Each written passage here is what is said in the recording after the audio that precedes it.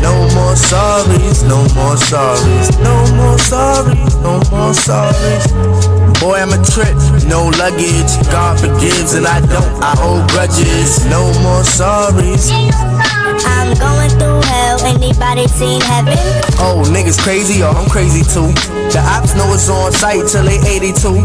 And up, in my price that went up. They was sleep, I been up. They was down, I been up.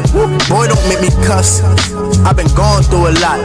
But then again, tell me who not. Shit, I'm going through hell, anybody seen heaven?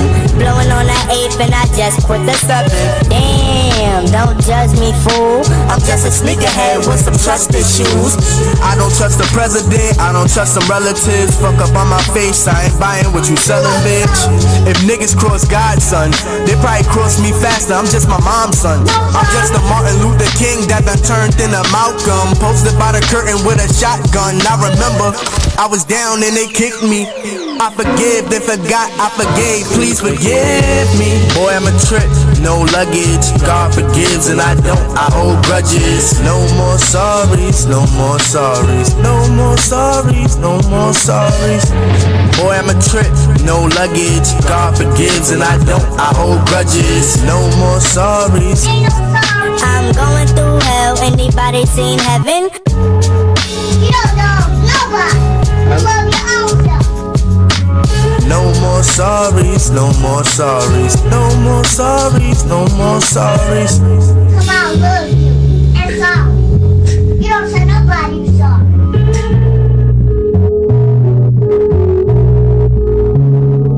I'm sorry.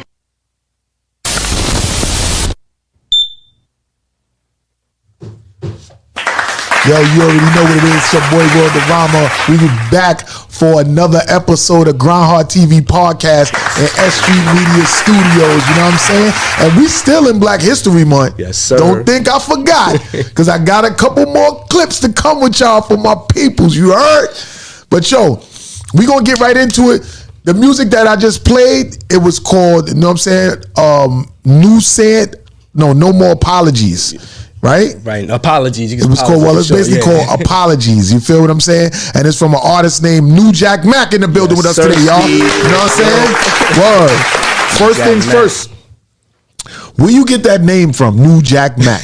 Let's go into that right away. That's crazy. Right, I got it from a homeless nigga. You remember I was telling you I was working at Sam Ass, oh, right. And you ever seen a nigga that was like so bummy, but you know how like you think it's Yeezys or some shit? I'm thinking he on some shit like that. He tell me he worked for LL Cool J. He wrote for Justin Bieber and all type of shit. So I'm like, yo, look, take my number down. He invite me to the spot. I get there. It's a homeless shelter, right? Mm-hmm. I get there, I'm walking over like fiends on the floor and shit. I'm like, yo, where am I at? Where am I at right now?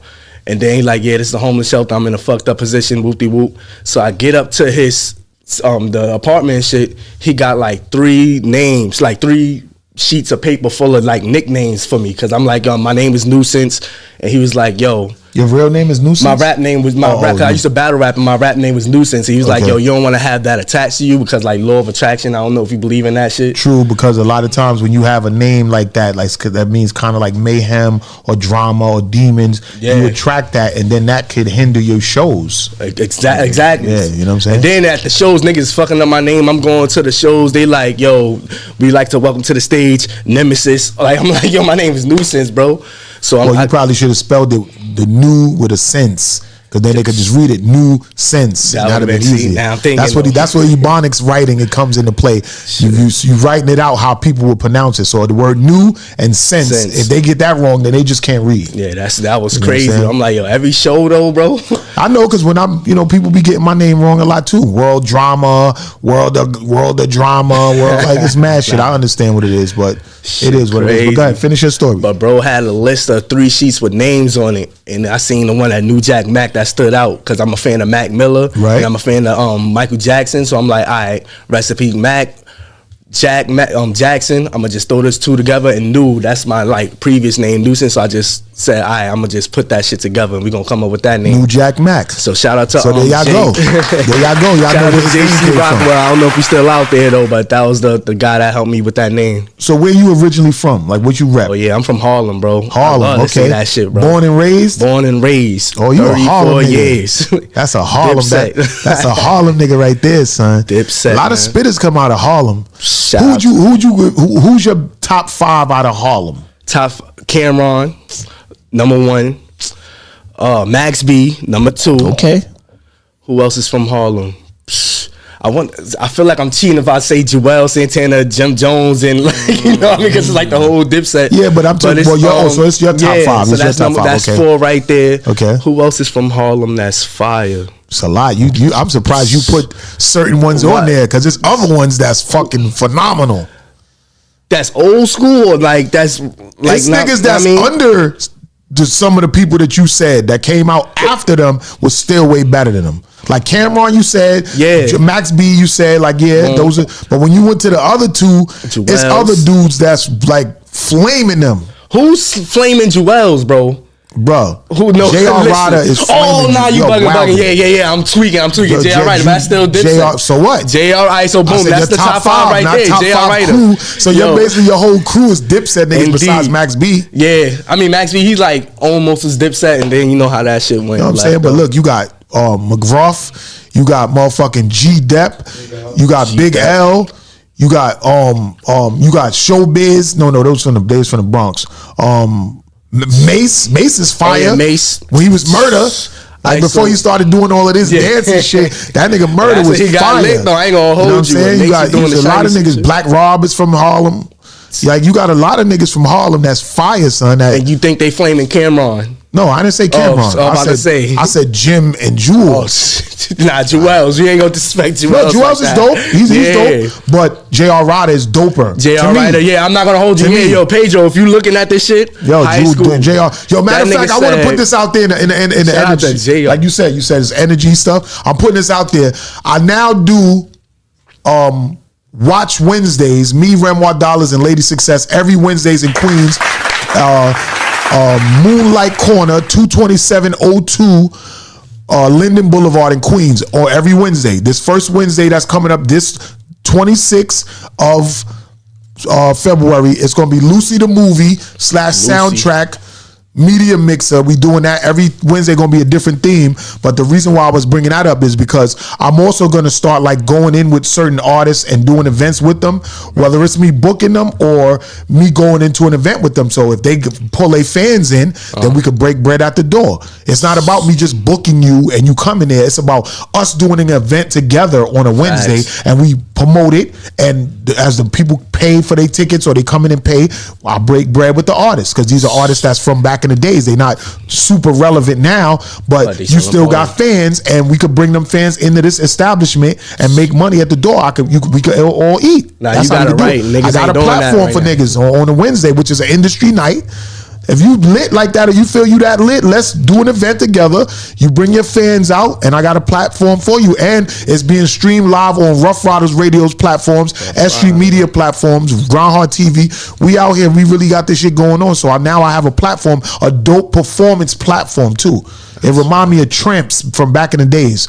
You know what I'm saying? Shout out to Live and Direct, my nigga Peter Oasis from back in the days. They used to have this club on 21st Street in Manhattan called Tramps, and mad people performed there. That's the spot that Eminem first performed in New York at, in Tramps. Oh, shit. You know what I'm saying? Post that Marshall Mathers just dropped today, like it was like the anniversary, but that's crazy. So again, like I do every Wednesdays now in Queens, Linden Boulevard, Cambria Heights. It's called Moonlight Corner, and the first one is this Wednesday, the 26th. And it starts from 6 to 12. And it's an after worker thing, hookah, all that. They got food, drinks in there, but it's no cover.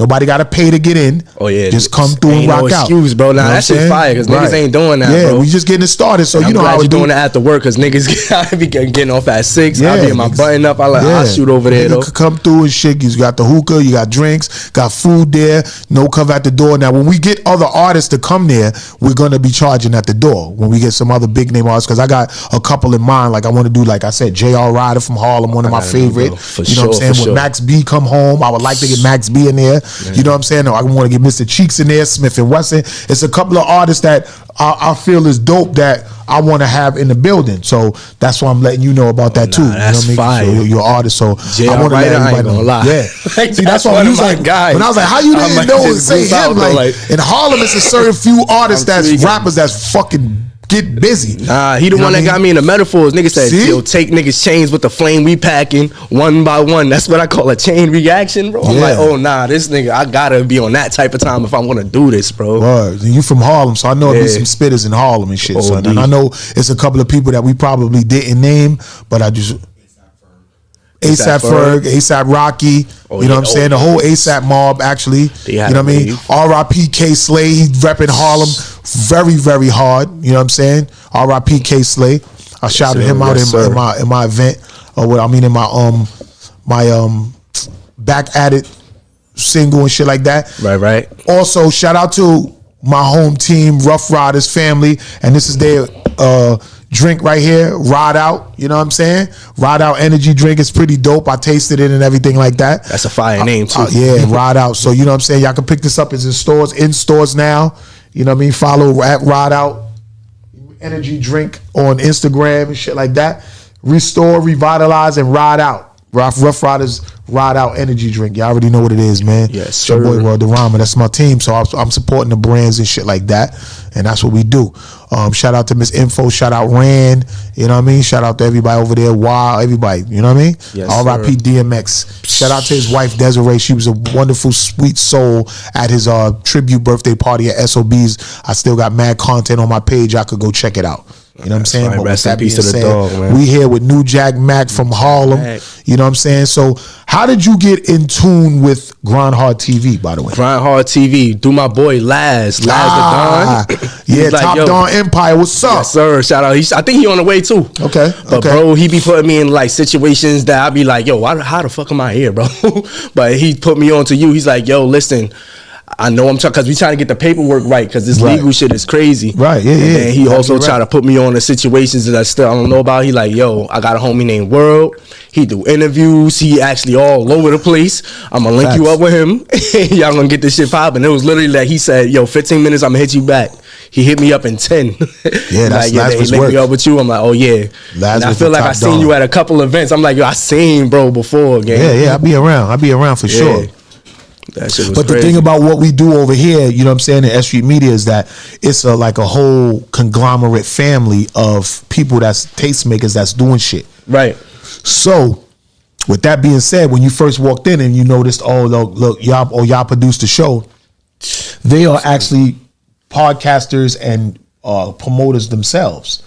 They have their own showcases, they have their own podcasts, and they have their own things going on. So when you come through S Street Media and you coming on my show, or if somebody's coming on one of their shows, there's still so many other shows on the platform that have a lot of things going on. And Math, who is the fucking captain of the ship, he always doing events. So now he's alley-ooping up events to other people to be involved. So all of the podcasters that's on this shit, he'll have an event. You know what I'm saying? Like an algorithm event or any different type of event. And he'll line it up with one of the other podcast shows that's here. So they can now bring their peoples in and get their fans and everything that they got going on to be a part of that show. So now you a promoter now. Oh, yeah. Now you got events. You don't just got your podcast. Now you got clubs and different venues that you could do that you're a part of under S Street Media. So any artist that come through this umbrella is going to get multiple shine. Yeah, that shit sound like a web. Like, yo, you fucking with him? Oh, nah, we got something going on over here too. We over here. So it ain't no hate. Teamwork, it ain't no hate shit.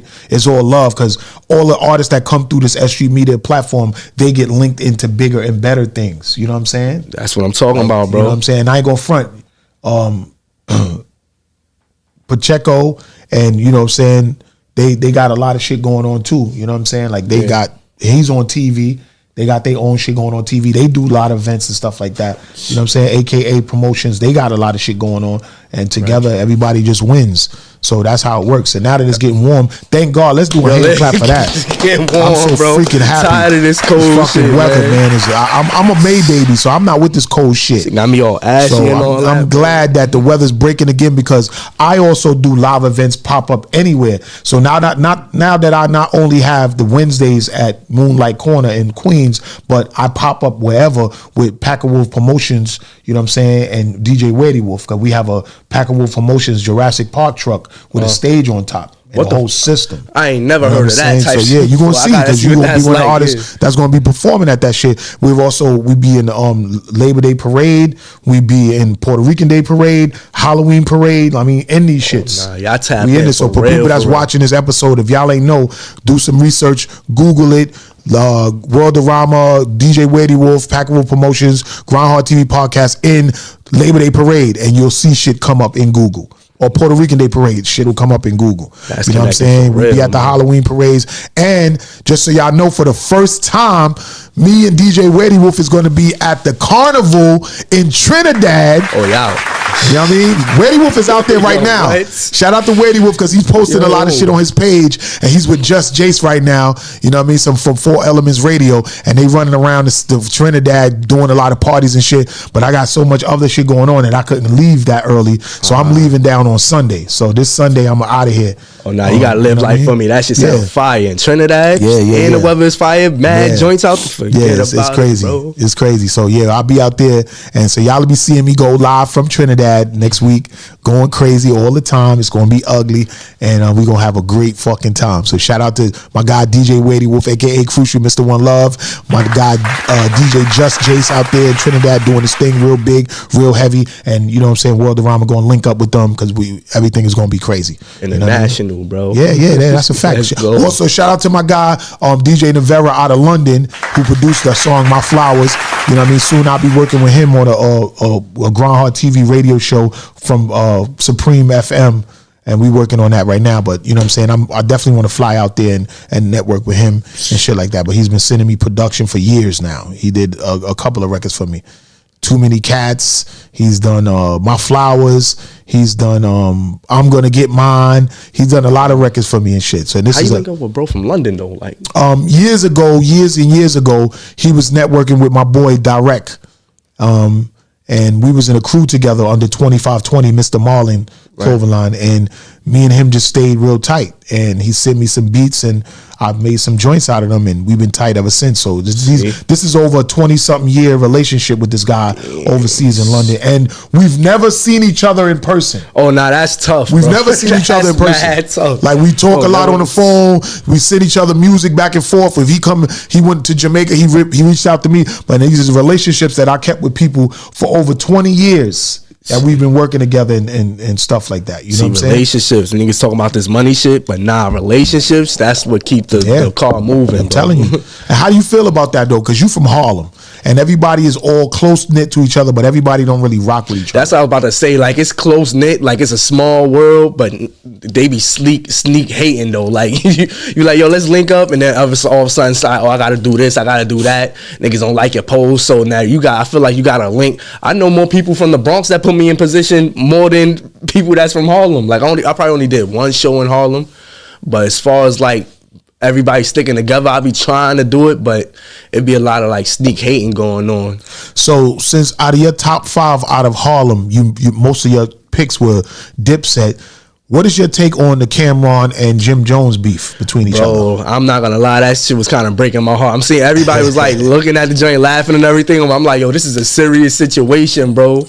Like they was really brothers. It feel like you know them. It's like you want to tell your family members like to stop fighting. I'm like, yo, come on. All it takes is a conversation because it's not even that deep. Like if you see Jim Jones, he was talking about Cameron, but he wasn't like really violating. Like people really be violating when it's real beef. Right. Bro had the Dipset gloves on, like just saying, yeah, I'm from the Bronx, but like I'm doing it now. He wasn't saying nothing crazy, so I feel like it could get fixed.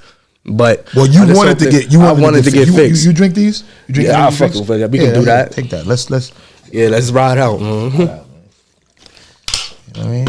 But shout out to Jim because like he had the same kind of over that Cameron had. Like Cameron put people on, and Jim Jones put mad people on. People don't really talk about it, but he put Stack Bundles on, Max B on, Mel Matrix, like all these type of niggas, Jaja, and they all had talent though. But like all this is a conversation. It's not even that deep. Salute.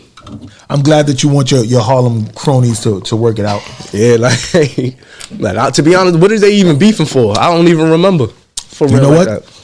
Dipset and Cameron and Jim Jones and Jewels and Freaky Zeke, they've been in the game so long. If you want to, you can rest it over here. Yeah, I ain't put your joint down right here. Let everybody know ride this. Out, man. Word. You know, those guys been in the game for so long that I feel like this can all be planned. Honestly, I feel like it can be planned because Cameron and Mace is so lit right now off of that show. It is what it is. Jim Jones is still like trying to keep relevant and doing his thing, but them boys, all of them, because you know Mace taught Jim how to rhyme, and all of them has been together. So I feel like whether they in on it together or Jim said, you know what, I'm gonna talk shit about Cam because that's my man and I know him. Yeah, and I think he gonna say something back. Probably, so I'm gonna talk my little shit, and Cameron gonna respond, and then the internet gonna go crazy. It's gonna be in a frenzy. Yo, so listen, bro. Whoever thought that shit out, whether it was them in on it together or if it was just Jim venting and Cameron saying, you know what, I'm gonna say something back because I'm gonna get him hot again. You know what I'm saying? Because Cameron's always been the leader of the shit. You know what I'm saying? So however they did it, to whether niggas are saying, oh, they beefing, there's still a viralization around Dipset again. Yes, sir. The last viralization, y'all know what it was, that motherfucking versus shit when they got their ass chewed. Listen, we ain't gonna talk about that, but that was a traumatic experience for me, man. You know what I'm saying? You being from Harlem, like, talk about that shit. They got their asses chewed. I was tight, because I'm telling everybody and their mother, I'm like, yo, Dipset got hits. They still relevant right now. No disrespect to the Locks, though, but I'm like, yo, I know more Dipset songs. They more lit in the street. Then they get on the verses. I completely forgot that they did a song with Mariah Carey, bro. I'm like, oh, nah, they keep dropping joints at the joints. I'm like, he was like, oh, y'all ain't got nothing for the bitches. I forgot about this one. This nigga Jada was like, oh, these niggas must have forgot. Joel's threw him the alley. Like, y'all don't got no songs for the bitches. Then he said, yo, drop that Grammy winning shit. Like, oh, bro, they killed me with that. I'm like, yo. But it was a good verses. I want to say that's the number one verses of all time. That's the best verses, son. Out of all of them, that's the best one. But I feel like that was the best one. A lot of them was really good. Yeah. But I think that was the best one. Because when I was watching that shit, I was like on the edge of my seats. And then when Jewels went through Jada and Styles and bumped him, and Jada took the nigga fucking crown shit and threw it down and stomped on it. I'm like, nah, seeing that for the first time, because I watched it live. Yeah. Because I was supposed to have been there. Yeah. But I was like, nah, I ain't going in for that. I'm going to watch this shit. Oh, you bugging. I should have went. Yeah. I should have went. After seeing that, I was like, damn, I should have been there because I would have got right in. But when I seen him take the crown off and threw the shit and stomped it, I said, yo, these niggas is getting fucking demolished right now. Like, I ain't know what Jada was. I looked at Jada like, that nigga's the true warrior battle rapper. You know what they say, battle rap? No, he is battling in there. Yo, niggas, and it was all love though. You know what I'm saying? It was kind of disrespectful, but it was still all love. So they went on tour after that. Yes, like, it was love. Shout out to Dipset. Shout out to fucking the Locks. Shout out to all of the hip hop crews that stayed together through the test of time from the golden era. It's not a lot of niggas that's out there. You know what I'm saying? Who you had your money on though?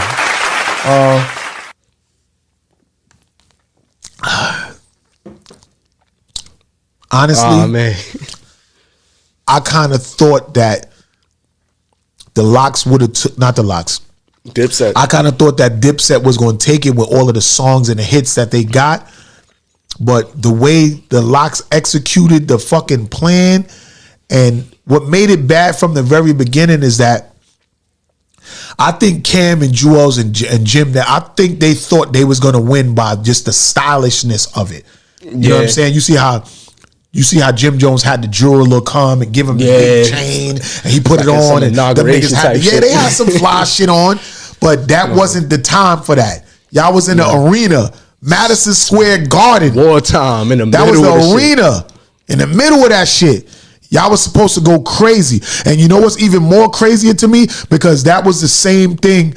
That was the same place where the Source Awards was held years ago, where Suge said, oh, you don't want niggas dancing all in the videos. Facts? That was the same fucking arena. Oh, nah, you learned something I new was every there. I was day. at that Source Awards, my nigga. Oh, Standing nah. right in the front. Nas was sitting there. AZ was sitting there. Mob, like we was all I there, got just 1,000 looking. on that alone. The energy was crazy. And I was like, yo, so looking at the ceiling is the same way.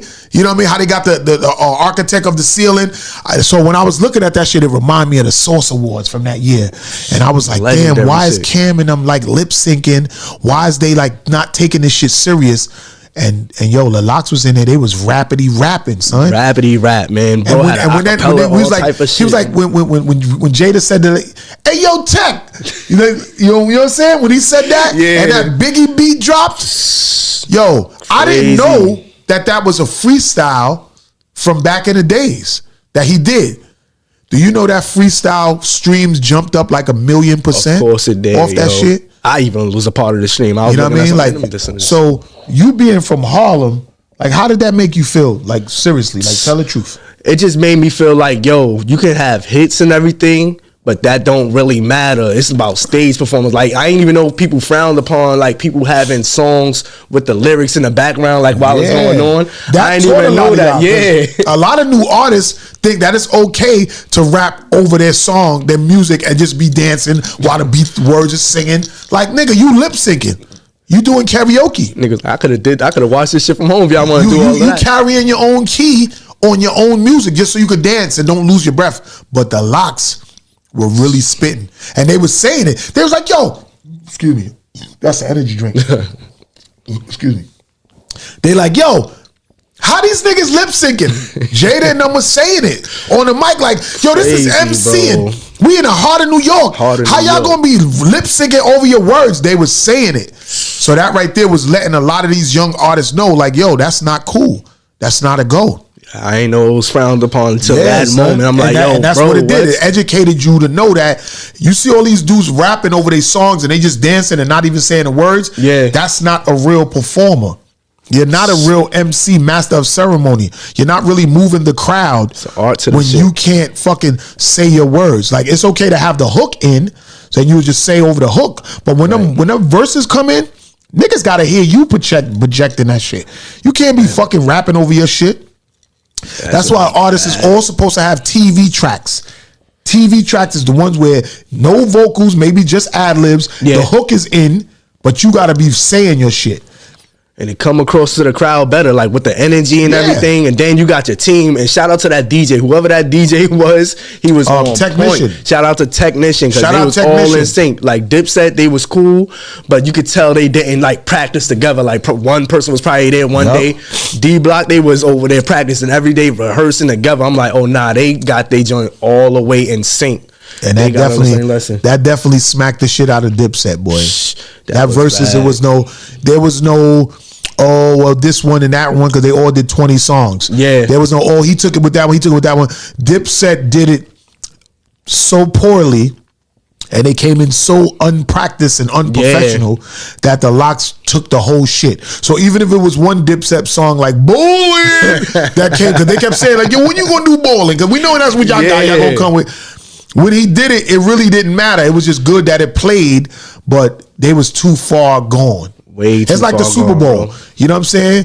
Like, the Eagles smacked them so bad that even if they tried to do something better in the last two quarters, It didn't matter. It wouldn't matter. Like, Didn't I was matter. getting smacked the whole first two halves. They getting- So it was like, shut the fuck up and lose. Getting sacked 5 times. what I'm I'm like, saying? yo, turn this shit off, bro. They All right. bugging. So your top 5 was those guys that we just discussed. From Harlem, yes, so what's sir. your top 5 MCs, period? Top 5 MCs, period. Yeah. I want to say J.R. Ryder, Lloyd Banks, Kendrick Lamar. Wow. Not even next to That Jay-Z, Okay. lyricist. Can I go Eminem? I can go Eminem. That's my 5 right there for lyricists. Okay. Indeed. So that's a good top 5 as far as bars is concerned, because all them niggas spit crazy. Yeah, and don't even get me started on. I noticed how you made sure you kept J.R. Ryder. Oh yeah, because I don't even know how I forgot him. Like, yo, Papoose was on the list though too. Okay, but like, he the one that got me started too. Papoose, J.R. Ryder, all them niggas though. But like, as a solid 5, if I'm on the island, I can listen to every day. Those are solid 5. Yeah. I have. You know what? I really love Lloyd Banks. You know what I mean? It's kind of biased because Queens. You know, it's a Queens thing. But after a while, I do get kind of tired of his voice. I feel like when he was younger, the voice was like, I do get kind of tired of his voice. Like, oh, you know what I'm saying? But shout out to Lloyd Banks. He's definitely one of the elite spitters out here in the game. And honestly, he's another artist that I would like to book him or go and do an event with in Queens. Like, I don't think he'd be out enough. Oh, no, honestly, like what he's contributed to the hip hop culture and the era when G Unit was so on fire. Man, like, I think he needs more exposure. To me, I don't think he that type of nigga. I feel like he just want to do his thing and just go home. He give me that kind of vibe. I get it, but I'm saying, nigga, like, yo, I'm one of the people where if I got avenues and platforms that niggas could come out and really get some exposure. Because remember, when I do live events, my lives is going, cameras is rolling, people's out there. Like, it's a lot of exposure. So I feel like Lloyd Banks, since he separated himself from 50 and Yayo and the whole G Unit shit. Yeah. I feel like he's now really independent, but I feel like it's so much more that he can do independently that people can see him more and be more in tune with, more interviews he could be on and doing more shows and just being around more independently. And he got a name, so he could make money. He definitely can make money. You know what I'm saying? Yeah. Get so outside. Lloyd Banks, if you watching this show, please, I want you to know that, you know what I'm saying? Yeah, I said, if I listen to you too much, eventually I get tired of your voice or whatever. But at the same time, you are elite spitter. You are up there as far as spitting in your songs, and you from Queens. And I would love to have you to come in and do an event with me at the Moonlight Corner. You know what I'm saying? Like, make that. And so I just said 2 people. I said a few. I said Lloyd Banks, J.R. Ryder, Smith & Wesson. And I spoke to Smith & Wesson the other day. I was at the Infinity joint. Like, when he was saying, Math was saying, oh, yo, I see you got mad clips of Busta and all that. I was at the Smith & Wesson Infinity party. So shout out to my guy Renoir Dollars, because he definitely right in tune with the whole boot camp clique. He runs around with Tech and them all day and still. But I want to, it's certain artists from the golden era that I would love to go in and do an event with. And we could break bread. Like, I got the venue. I got my own day with my guy Renoir and Lady Success. Right. You know what I'm saying? From E-Mark Entertainment. And I feel like some of these artists from the golden era from back in the days, like, I got the spot and I'm going to, televise it. We could even do some shit where we could film this shit and pay-per-view it for people around the world to see it. And we could make bread that way, where we could get people to come in. They pay to come in. But we'll film it. We won't go live, but we'll film it, and then we could put it up on pay-per-view on Roku, so that the people all over the world, your fans all over the world, they can pay $10 just to watch it after we film it, because that's what pay-per-view is. Yeah, you know what I'm saying? Just pay $10 and you can watch the shit. Niggas got $10, bro. Yeah, got $10. I ain't gotta always give it to YouTube for free. You know what I mean? It ain't always about YouTube. You feel me? Like, and I'm dead ass. Like, I don't always have to give it to YouTube for free or Instagram for free.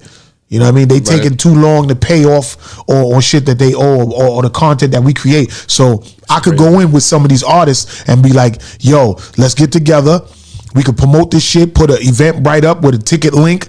They come to the door, they pay. The spot got the food and the drinks. They got that already. But we got everything else. And we could pay-per-view this joint. You know what I'm saying? And every time that niggas doing something, you know what I mean? All over the world. Because when I be going live on my YouTube channel, I be having anywhere between 300 and 10,000 people tuning in. Damn, so if I could get $10 from them people from Roku or wherever else, then yo, we do eat. The math, man.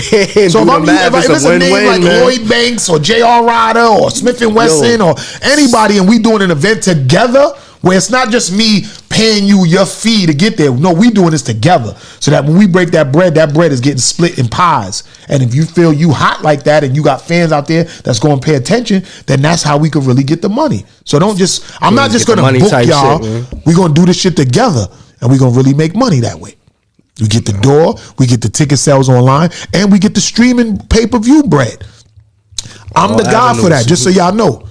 I'm the guy for that. So all the artists or whoever's watching, and we could do some. I mean, all of the artists back from the golden era, because it's a lot of y'all that I've been dealt with. You know what I'm saying? Shout out to Smith and Wesson too as well, because when I was just at y'all Infinity LP, the new joint y'all got, shit is fire. Right. They got a hook being sang by Ralph Tres, not Ralph Tresvant, Tevin Campbell. They got Tevin Campbell on there, lit. And Tevin Campbell on the hook. And they did some guy shit over, like one of the old Bye Bye or some shit like that. Fire, son. Yo, I need to hear that, though. Smith & Wesson new album, Infinity, fire. Matter of fact, let me see it. Yeah, please do. I gotta hear that shit. Like, I couldn't even imagine that. Yo. That is tough. And then the guy, those are dope New Jack niggas. They killed that shit. Yo, we in the building right now. We got New Jack Mac in the building. You already know this from Harlem. You know what I mean? We discussing a lot of different things that's going on here. We learning more about him and everything like that. You feel me? Word. Infinity. And Smith and Wesson, is that the dude that used to run around with Buckshot? Yeah, Buckshot, yeah. All right, boom. Because I heard of Buckshot, a Knife Wonder. Yeah. That's my dog. When it comes to making beats, that's how I got put on the Buckshot. I heard of Smith and Wesson. The whole thing up here. Nah, I don't think. Is this the whole? Nah, that's just 2 songs. Oh, this is one of the songs. You think you're sore in the morning because of your age? That's one of the songs. You know what I mean? Damn ads. We will be here forever. Original man, the maker, owner, creator, alpha, omega. It's in our nature. We out for the paper. Experience trials and tribulations. We gonna go into a song session later. You know what I'm saying? I want to get back into that, but I want to talk about this party real quick. So I was at 212 Avenue A is the name of the club. It's like a nice little bar lounge and shit like that. And I was there the other day at the Smith & Wesson's Infinity release party. It dropped that night, and it was you know what it reminded me of? Remember when I said earlier that club that I'm doing my Wednesdays in reminds me of the club Tramps? Yeah. It reminded me of that whole event reminded me of a golden era event. You know why I say that? Wow. Because back in the golden era, you was a little younger, so you probably won't remember this. But back in the golden era, all of the big rappers that we naming now from back in the days, everybody used to be in the clubs in the city. You know what I'm saying? The thing was to go to the clubs in the city, all of the little clubs. It was open mic events, you know what I'm saying? Showcase events, big major events, industry events and all of that shit. Right. You would see the street draped up with everybody's posters and flyers and shit like that. The street team you know was what I'm saying? Yeah, shout out Shampoo, because he's the one that really started going crazy with the street team shit. Fire. That's why Shampoo is so popular. If y'all didn't know, he's popular for draping up the whole block with everybody's posters and flyers and every fucking pole and light pole got everybody's signage up, whatever label was there doing it. And you know who else doing that now to this day? The nigga 5 Mics. Shout out to 5 Mics. Yeah. You know what I'm saying? Because he's like bringing that back, that old school style of promotions, and it works. You know what I mean? But so I'm at this event and I go in and I'm crossing the street to walk in and I see, first of all, I go across the street first because I think that the spot is across the street. Because the spot that they did theirs in, it's like a little secretive spot. You walk in there's something in the front, and then you got to go through the secret door. Oh, and shit. now you're in some back club area. Yeah. You know what I'm saying? So that's how it was, right? So I'm across the street at some other bar in the corner, and Dinko D is there from Leaders of the New School. Oh, type shit. So I'm like, yo, I'm saying, oh shit, Dinko D was good. We know each other, whatever. He been on my show before. So we chopping it up or whatever. And as we talking, and I'm telling him like, yo, I want to get you on the podcast or whatever. He's like, yo, let's set it up. So soon we'll have Dinko D sitting right here in your spot, and we'll be interviewing him too as well. So as I'm talking to Dinko D, Terminology walks up with Static Selector. I heard of Static and somebody else. And I'm like, yo, what up? Because me and him, we was in South by Southwest together. Right. You know what I'm saying? When me and Mike Hands used to do events out there, I would go out there, we would rent a mansion out, and we would have a house full of mad rappers and big time niggas. Like, yeah, we really did that. So Terminology and Static Selector pulled up, dapped it up with Dinko D. I finished talking to Dinko D. So now we all walk across the street to go in 212 Avenue A. Right. So we go inside. Walk right in, of course. And I go inside and I see Smith and Wesson chilling right there at the table. You know what I'm saying? Yeah. Cynical sitting right there. You know what I'm saying? She the one that handled a lot of the stuff with for Steel and stuff like that. Buckshot is sitting there chilling. You know what I'm saying? Eclipse from Rappers Out of Control, Sirius Satellite Radio, right there chilling. Mind you, all of these guys, I know these guys. So I'm like, oh shit, yo, everybody in there like, there's a lot of people in the fucking spot. So I'm like, yo, this is reminding me of back in the golden era when you would come in a spot and everybody who is somebody is in there chilling on some chill vibes. Yeah, it ain't no funny fuck shit. Everybody's just there having a good time. You know what I mean? Shout out DJ Logic was on the 1 and 2s. Evil D was there, you know what I'm saying? L Haggett was there, and my guy Mecca from My Expert Opinion, he was in there because he's from back in that golden era. You know what I'm saying? And then later on that evening, we all chilling or whatever, and Buster walks in. I'm like, this is a real hip hop vibe right here. You know what I'm saying? Buster, they all pulled up. That's definitely hip hop. You know what I'm saying? For Smith and Wesson Infinity album release party and shit. Niggas was just in there vibing it. Conversation, negotiation with agents of Satan. Put my faith in the most high before I hit the pavement. 10 toes way outside. It comes back on. You know what I'm saying? So, and then later on that night, we all chilling right in the front foyer of the club talking, and here comes Shampoo. Shampoo walks in. So it's like, yo, it was a fucking great night, man. Forgive me if it's certain industry people that was in there that I didn't remember, that I didn't shout out, but yo, it was just a great night, and there was a lot of important people in there that just vibing, chilling. There was a girl named Janelle. She was celebrating her birthday. Yo, and all of this on my live. Y'all could go to World of Rama the Hoff on YouTube, and you can watch it, or you can go on my Instagram channel, World of Rama on Instagram. You know what I mean? I always go live places and archive shit and then take the footage and do whatever I want with it. But the stuff that I'm telling y'all, if y'all watching this, y'all can just go to my live. It'll say Infinity album release. It got the cover to whatever the flyer was, and you can watch the whole shit and see all of the stuff that I'm talking about with Buster and Leaders of the New, everything like that. So it was a dope night. Fire. So salute to Smith and Wesson for still contributing to the culture, putting out dope ass. They got a song with, like I said, who I said? Tevin Campbell. They got a joint. They got a joint with Buckshot on it. They got a joint with Sean Price on it. They got a joint with. They got a verse from Prodigy.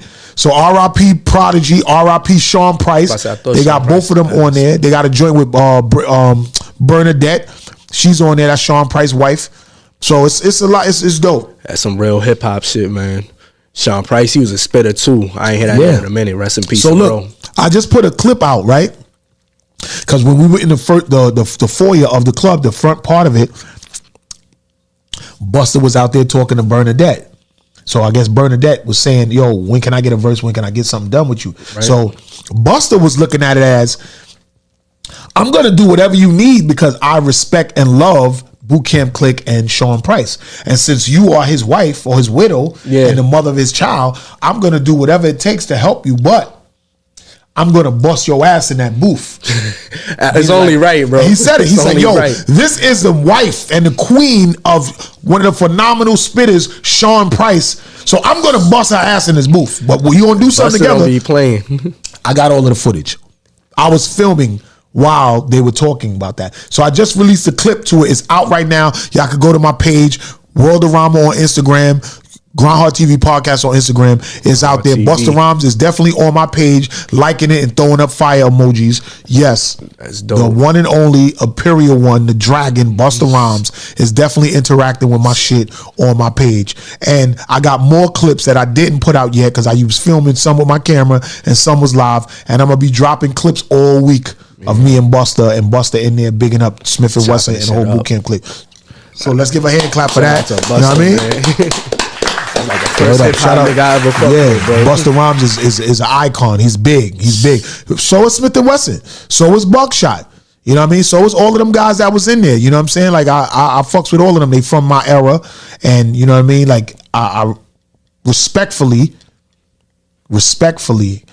I got mad love for all of them and what they was contributing to the culture. Right. So salute to them, all of them. Real quick, I got a question because you ask questions. I know you from that era, and I always used to hear shit about this club called the Tunnel. Oh my God! Tell me a little bit about that, because I wish I was back in that era, because that shit sound lit, bro. I'm gonna tell you this much: a lot of dudes nowadays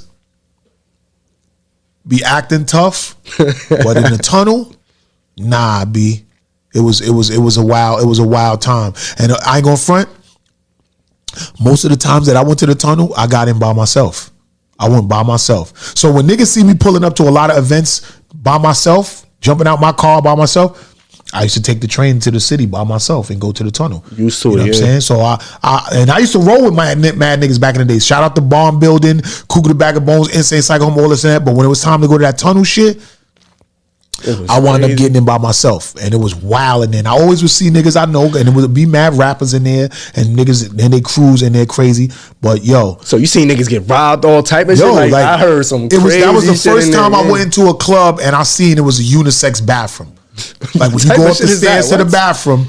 The bitches and the niggas use the bathroom together. Nah, that's unheard of, bro. Yeah, like what they got going on? No, you go up in there and remember how it's like a line of bathrooms and they all got their own door. And all of the sinks is out there. So it's like that, where you could go in there. And they got clubs like that now. Like, matter of fact, when you go to Media Mondays at Hotel 50, when you go in the back to use a bathroom, it's just like that. You go back there, it's the sinks, and they got all of the doors. And everybody use the bathroom or whatever, but the Tunnel, that was the first time you seen that. That was the first like introduction into hip hop where it was unisex bathrooms like that, and it was mad wild. Niggas was up there fucking. I can imagine. They got robbed. It was everything in the Tunnel, bro. Like, you know what I'm saying. And I used to be in the Tunnel, so I know exactly what they talking about and what it was like. So yeah, the Tunnel was definitely and security guards was fucking niggas up just for fun. They was fucking niggas up, like throwing niggas out on their fucking head for fun and all that. And when you fucked with them and you tipped them off or whatever, you could walk in with weapons and shit like that, and they'll let shit go. Because all them niggas that's walking in that joint, they getting money too. You got DMX going in there. Of course, they like, we getting in here without weapons. You gonna keep it on the hush. Yeah, do this to this boy. Actually, God bless the dead, Chris Lighty. He was the manager of that shit. You know what I'm saying? I forgot the white lady name. I forgot her name, but yeah, Chris Lighty was one running that shit in. He used to let a lot of certain niggas get in with they blickies and they nods and shit like that. I hear 50 talk about Chris Lighty a lot. Yeah, Chris Lighty was a good guy, man. Shout out to Chris Lighty, rest in peace. I remember when I used to go up to Violator all the time and we used to chop it up and talk because I was trying to get down with Violator. So much respect to Lori Dobbins that worked up there. I was always going up there through her, but when I got up there, that's when I met Chris Lighty. I met his brothers. I met Mona Scott, and that's the first time I seen Yandy running around. That's why when I seen Yanny one time some years ago, and she was like, I feel I know you. I was like, you do know me, because when you was running around as an intern in Violator, I used to come up there all the time with Lori Dobbins, trying to get tight with Chris Lighty. I was the industry nigga that was marketing and doing all my thing. So I would be at these places, and I saw Yandy. She used to run around with her little tight top.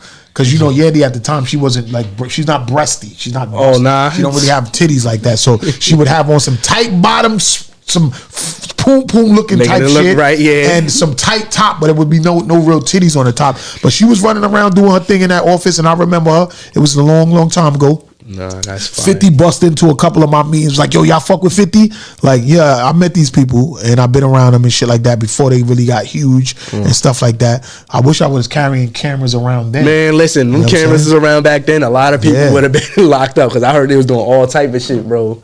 And speaking out them industries. Well, I would say that I wouldn't want to carry cameras around to catch all of the drama, but I would like to have that footage of them before they blew up.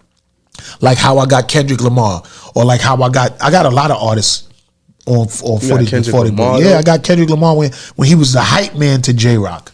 I remember he used to do hype shit for the K-Rock. Yeah, because you remember, it was a lot of them. Schoolboy Q, J-Rock, Kendrick Lamar. A lot of people were signed to that label, but it wasn't everybody's time. Right. So remember, J-Rock went first, then Schoolboy Q, and then Kendrick. And Kendrick took off and never came back down.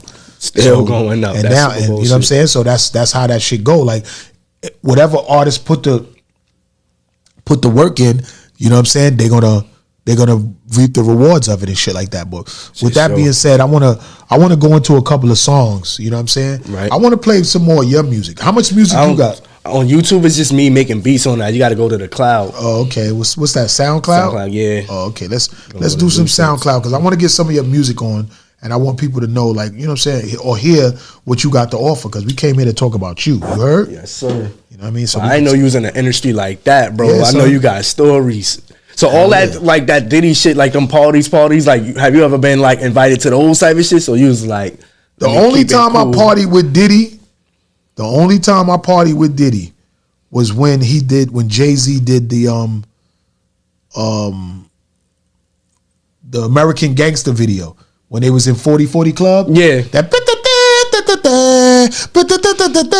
Oh yeah.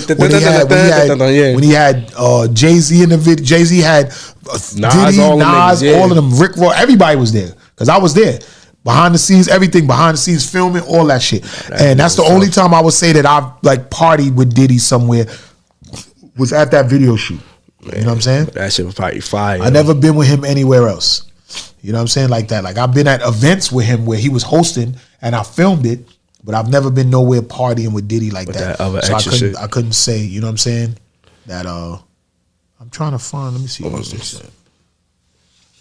Okay, I'm gonna look for your shit right here. So type nuisance. Type NUI. NUI. SANCE. Now that I wish I would have did the sense thing. I should have been thinking though. You could have. This is all you? Nah, hell no. Who's these niggas? So I'm gonna send you the joint. Hell no, I don't know who that guy is. Word? This not you right here? Nah, type Sim City Blue, Nuisance Sim City. New Simp? Yeah. No, to keep that and then put space and SIMP and it should automatically pop up. Alright, that's the first joint right there, and then you can just click the artist and you'll see all my. This one? Yeah. Let me go to this. It's a little bit different. I'm giving you a disclaimer, forewarning right now. Hold up. This. Yeah, that's me. But this only got one joint there. Oh, now you gotta click that nuisance name. Where? This one? Yeah. Okay. All that shit should pop up. Okay. That shit right there, yeah. But that's what I'm working with last right now. With like, we about to get my shit everywhere. Yeah, because you can't just have it on SoundCloud. I know some niggas like to blow up and be SoundCloud lit, but we gotta do something about that. That's indeed like somebody. But we gonna go into some music right now. Shit. We got new Jack Mack in the building. We gonna play a couple of his records, and we gonna come back with more. It's your boy Worlderama. Yeah, let's go. Let's get it. It's Sim City. Oh.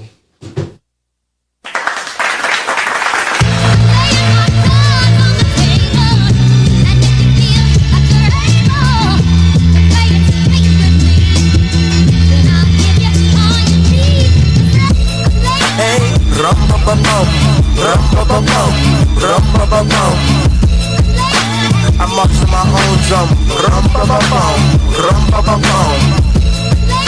Big bags turn to big chains. You baby boys get smacked by Ving Rains. What's your end goal? Tell me what's your end game? I'm in game. The only thing you niggas in is insane. Fuck around, get around like a carousel. I'm real rich, the hoes we hit parallel. Big gangsters exposed, big tattletales. But that ain't my business, I'm just a nigga rapping well. Just a nigga rapping well. I meant to say I'm rapping great. Bitches better have my money, I don't wanna smack her face. I don't wanna smack her face. I don't wanna smack her face. Niggas want my style, but these motherfuckers lacking taste. Smack the taste out the mouth if you play with my guap. Son of a bitch, go play with your pops. I don't give a fuck if I'm a nigga favorite or not. Long as my bitches love me, I'm getting different money. You won't get chicken from me, you got to listen, honey. This be that European drip that should be fitting funny. How come the name is never mentioned when we mention money? I want a bitch, I get a bitch to go and get her for me. New jet, march it to my own drum. Rum ba ba bum, rum ba ba bum, rum ba ba bum. March it to my own drum. Rum ba ba bum, rum ba ba bum, rum ba ba bum. Talk to me, man. Guess who's Bizet?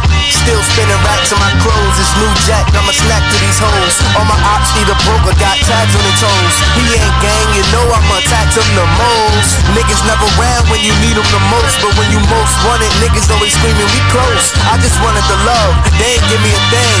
Now they hands out saying I changed. What the fuck, man? Like how? Like what happened, bro?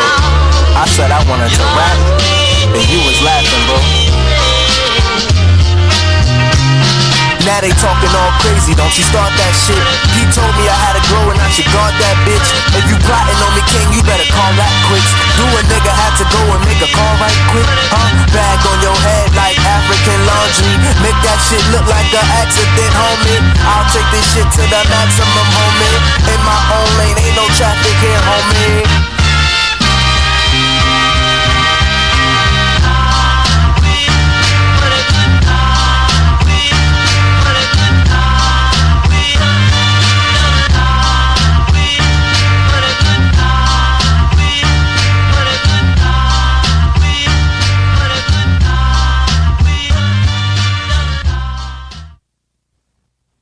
At Planet Fitness, we're declaring it.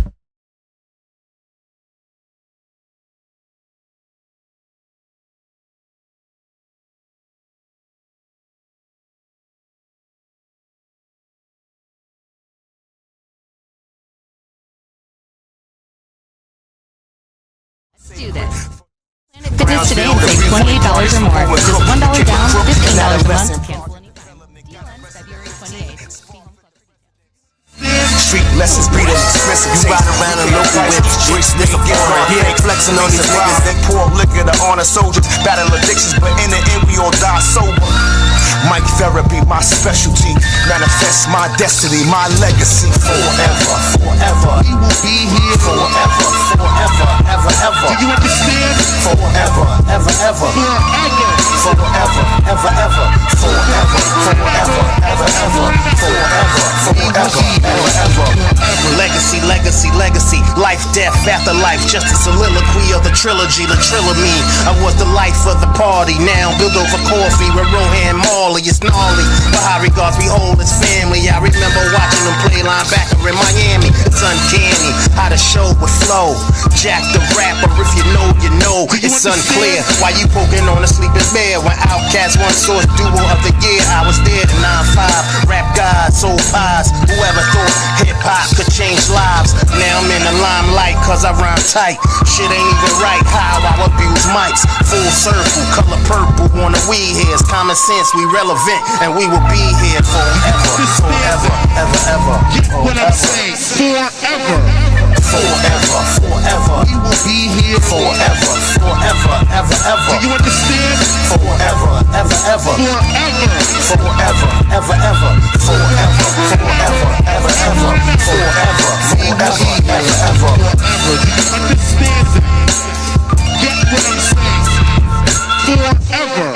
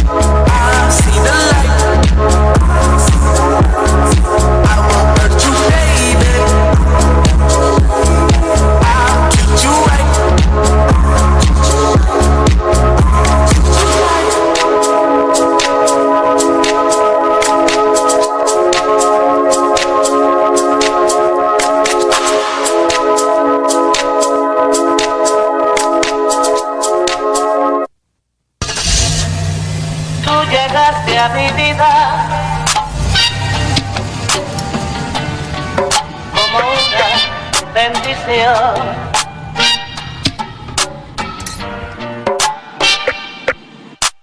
Hey, what you want me to say?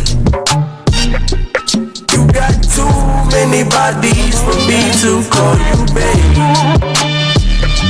Now I said, hey, what you want me to say? You got too many bodies for me to call you babe. You belong to the streets. Hey, we only talk for a week. Hey, the block said you's a treat. Oh, I just wanted me a piece. Oh, little baby came through. Hey, now she wanna be my boo. Dang. Oh, no, no, no. Oh, no, no, no. No, no. Hey, what you want me to say? You got too many bodies for me to call you babe. Now I said, hey, what you want me to say? You got too many bodies for me to call you babe. No, I can't call. No, I can't call. She calling me 24/7. Hey, I'm working, I'm off at 11. Hey, the streets kissing and telling. I need me a piece of the heaven. I wanna rub on your butt, booty. I know they judging you, but truly, you don't be giving a fuck. Ooh, is you gon' suck it or what? You the word going round town. Oh, you wanna settle down now? Outside acting all up. Let me get a pussy pow pow pow. I'ma keep it tall. I done heard way too much to get involved. Hey, hey, what you want me to say? You got too many bodies for me to call you babe. I can't call you. Now I said, hey, what you want me to say? You got too many bodies for me to call you babe. Yeah, she not already fucked one nigga up in Mississippi. Now I'm finding out she talking to you too. Saving on your education should be alright, not a competition.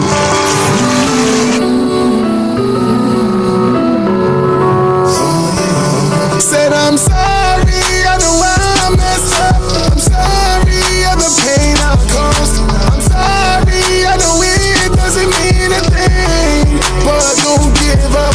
I'm sorry, I know I messed up. I'm sorry of the pain I caused. I'm sorry, I know it doesn't mean a thing, but don't give up on me. I'm tired of getting my heart broken. I could forgive, but I ain't gonna forget. Word. I'm sorry that I let you in, I'm sorry that you played me. I'm sorry for all the heartache I allowed you to give me. It's crazy, that relationship was based on shit. You played the victim, really tricked them. You manipulate the system for your own gain. Your toxic foul approach to stop my growth like I need Rogaine. Your fake ass smiles a joke, you should be choking at the whole thing. I won't let you trick me off the street. The love I have for you deplete my heart. I take it back, retreat, I don't know your name. I lose my mind, but I'm always on time. And soon you will see that you're better off without me. Cause I'm sorry, I know I messed up. I'm sorry of the pain I caused. I'm sorry, I know it doesn't mean a thing, but don't give up. I'm sorry, I know I messed up. I'm sorry of the pain I caused. I'm sorry, I know it doesn't mean a thing, but don't give up on me. But I know I was wrong, but I know you kept me strong. And soon you will see that you're better off with me. And I know that these things won't be easy. And I know all the times we were real. But I'm sorry, I know I messed up. I'm sorry of the pain I caused. I'm sorry, I know it doesn't mean a thing, but don't give up on me.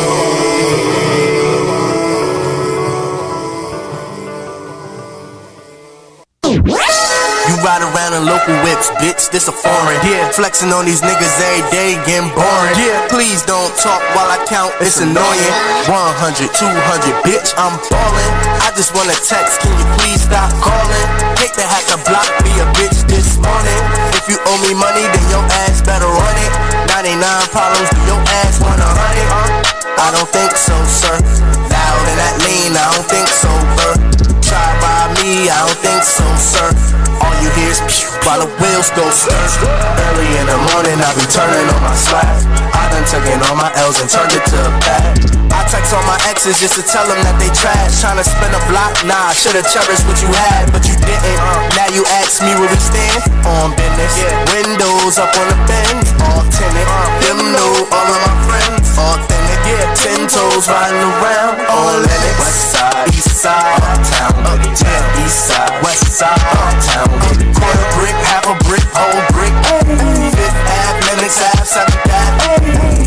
West side, east side, uptown, uptown, east side, west side, uptown. Quarter brick, half a brick, whole brick. Fifth Ave, Lenox Ave, 7th Ave.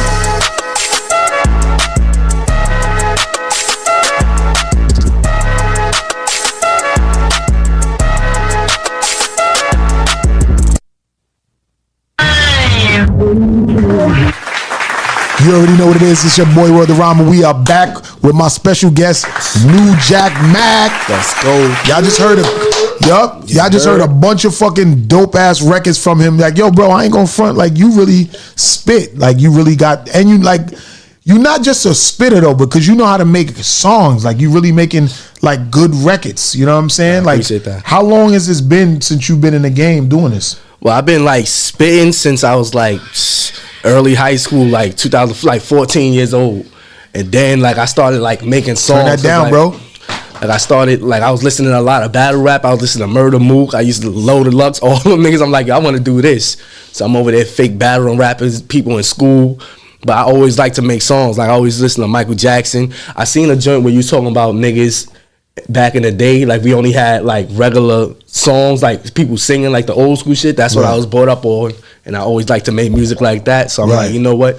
I'm going to go into that lane too, because I love that shit. Motown, all them R&B songs, Tevin Campbell.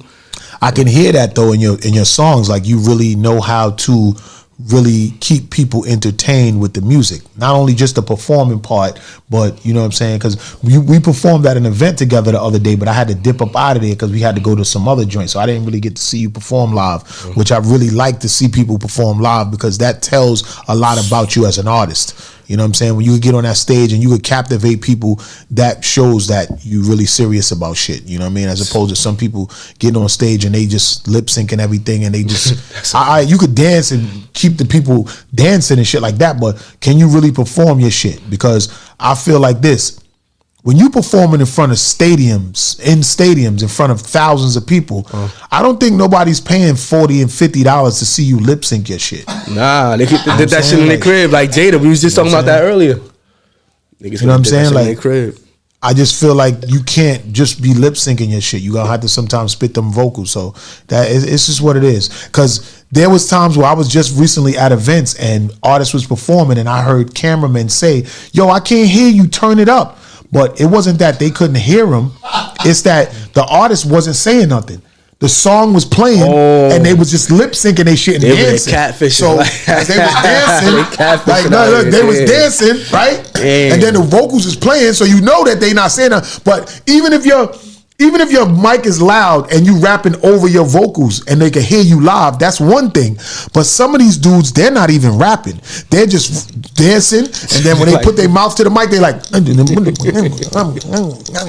they're not even saying nothing because the song is playing. So they're there with the intent of their song plays and they're gonna dance to you while they perform it. You know what I'm saying? And that's what the issue is right now. So it's a weird time in hip hop, but you know what I mean? Like, when I was younger, my moms used to always tell me, "Oh, you like that fucking whack music and you doing all this and that's noise and da." So I don't want to be my parent telling me, you know what I mean, me telling the other young kids what my parents used to tell me. You know what I'm saying? It's like a cycle, yeah. Exactly. It's like a cycle. Niggas come home, some will go in, do a bullet, come back, do the same shit again. You know what I'm saying? From the womb to the tomb, presume the unpredictable. Gun salute life rapidly. That's the ritual. You know what I mean? So that's not. That's Nas. I'm out the loop. Oh, shit. That's Nas right there, man. You gotta get on Nas. You know what I'm saying? So yeah. So I don't want to be the fucking parent that's trying to police the youth with how they expressing themselves and shit like that. So, but I'm just giving my opinion. I have a podcast and a platform where I can talk my shit, and I'm just letting y'all know that's how y'all be looking when y'all be doing all of this on stage, and then y'all try to rap it, and then y'all just like and you're not really saying nothing. We notice it. There's a lot of people that's noticing that shit. Just so y'all know.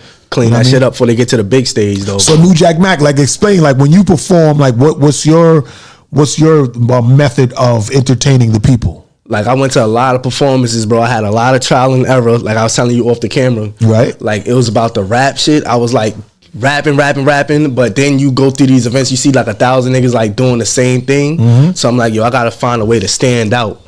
And then I'm over here like studying Michael Jackson. I'm studying Prince, like the greatest niggas that do this shit. I'm like, all right, stage presence is a big thing. Interacting with the crowd, big thing. You got to do that. So now when I'm in this, I give a little speech before I let people know I'm funny a little bit. Tell you I move up to the stage. And when I'm on the stage actually performing, I'm doing Michael Jackson kicks. I'm over there moving around, jumping off the stage. Well, not stage diving and shit, but I'm over there like interacting, making people stay captivated on me. Like, don't sit there and be boring. You gotta really do something. And there was a lot of trial and error. I had a lot of trash performances, bro. But that's why I think all of these open mics and showcase events and stuff like that for a new artist that's coming up in the game, I think it's very, very important that y'all do these shits.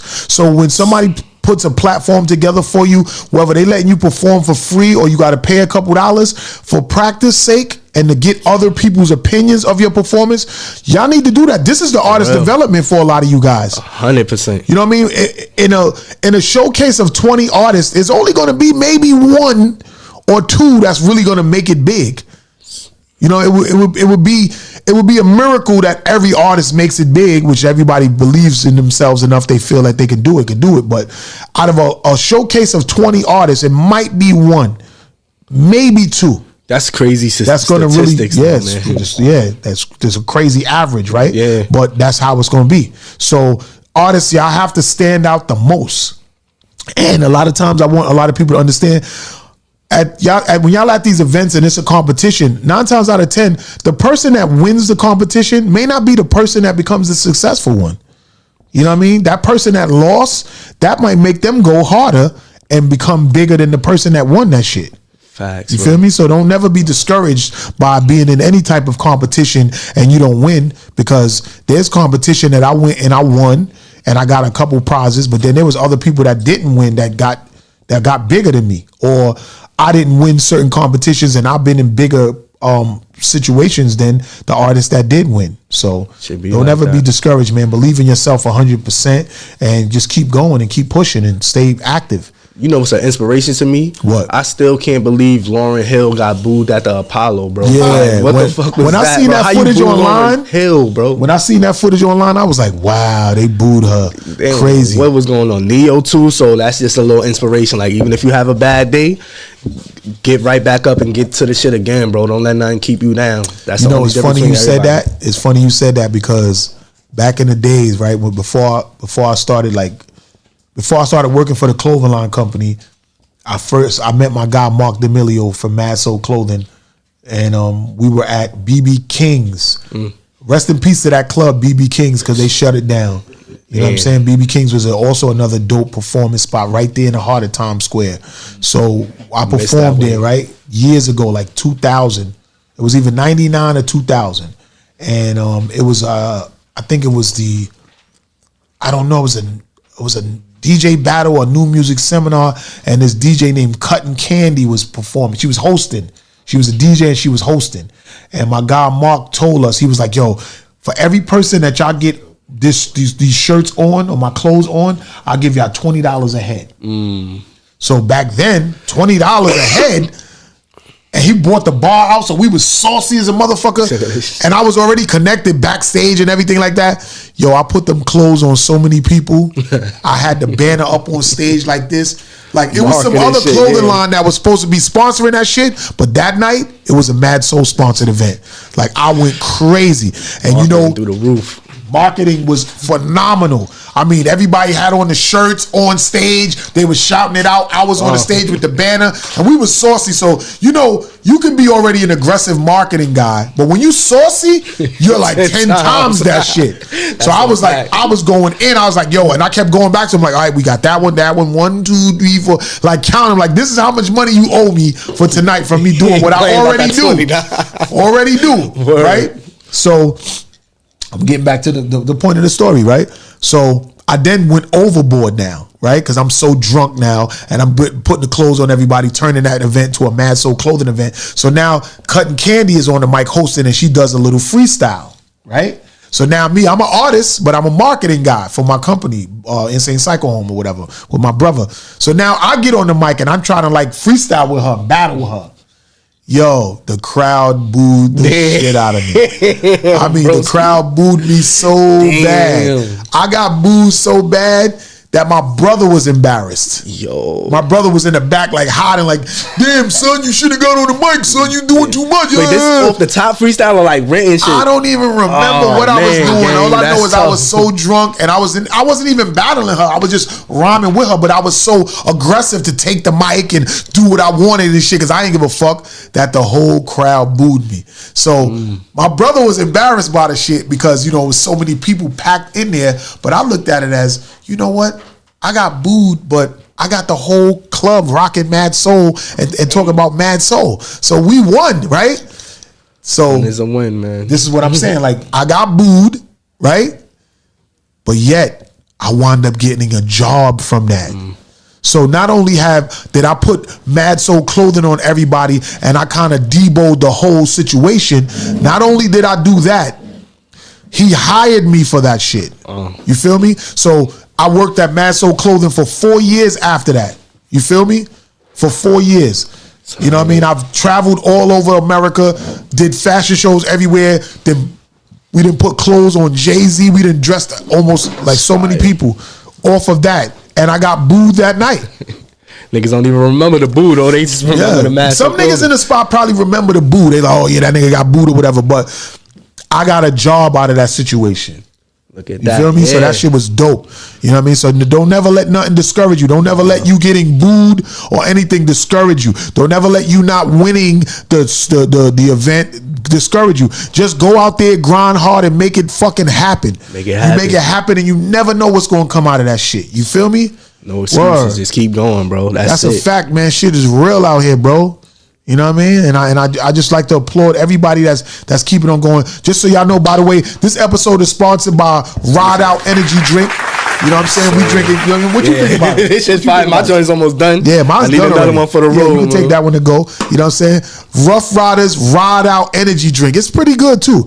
And the first time when I tried it, when I went up to the offices to get it, I was actually very exhausted because I was working, I was grinding, going to different events, and I was like, damn, I got to drive all the way back to Far Rock from Yonkers. That's all the way up from the top, you know what I'm saying? All the way down to the bottom.